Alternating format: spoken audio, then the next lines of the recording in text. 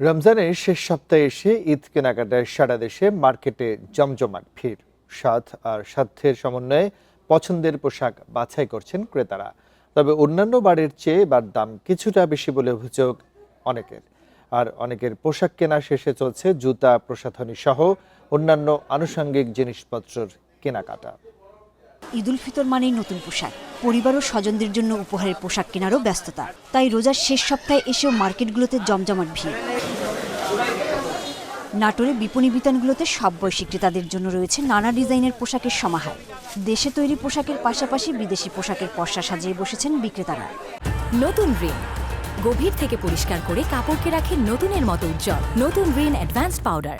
Cotton three piece আছে, Kashmiri three piece আছে, Kashmiri silk বলে একটা, দুবাই সিল্ক বলে, এই কাপড়ের থ্রি পিসগুলো সবচেয়ে ডিমান্ড বেশি। ঈদের ড্রেস কিনছি, জুতা কিনছি, আমি কসমেটিক্স কিনবো, মেহেন্দি কিনবো, ঈদে মজা করব। গরমের কথা মাথায় রেখে হালকা রঙের পোশাকের চাহিদা বেড়েছে। শেষ মুহূর্তে মাগুরায় কেনাবেচা বাড়লেও দাম বেশি বলে অভিযোগ ক্রেতাদের। ছোট বাচ্চা থেকে শুরু করে বড় যারাই আছে না কেন, সব জিনিসের দাম হাতের নাগালের পুরোপুরি বাইরে। ক্রেতাদের পছন্দসই বাহারি পাঞ্জাবি, শার্ট রয়েছে জয়পুরহাটের বিভিন্ন শপিং মলে। বাচ্চাদের জন্য সর্বোচ্চ চায়না গেঞ্জি আপনার 750 থেকে শুরু করে 2700 পর্যন্ত। আর শার্ট আছে আমাদের ব্র্যান্ডেরগুলো 1050 থেকে ধরে 2500 টাকা পর্যন্ত।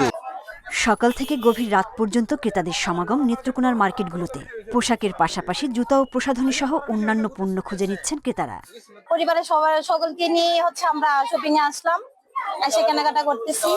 ক্রেতা বিক্রেতাদের নিরাপত্তা নিশ্চিতে বাড়ানো হয়েছে আইন শৃঙ্খলা বাহিনীর টহল।